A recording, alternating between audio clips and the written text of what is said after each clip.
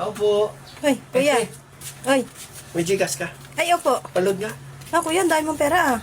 Kakasahod lang, kaka-payout lang namin sa 4-piece. Ay, ganun. Magkano pa palod mo? Ito, 2,000. Laki naman. Siyempre, bigayan niya yun.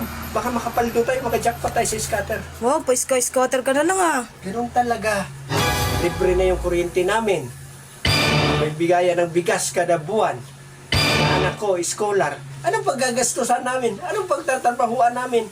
Eh, ganun na lang. Wala na kaming kailangan hanap buhay na araw-araw. Kailangan na lang natin yan. Magsusugal. Ang aming pamilya, isang batalyon. Pag hindi kami nilista sa purpose, aba, hindi mananalo si Kapitan. Kaya, hindi na namin kailangan magtrabaho.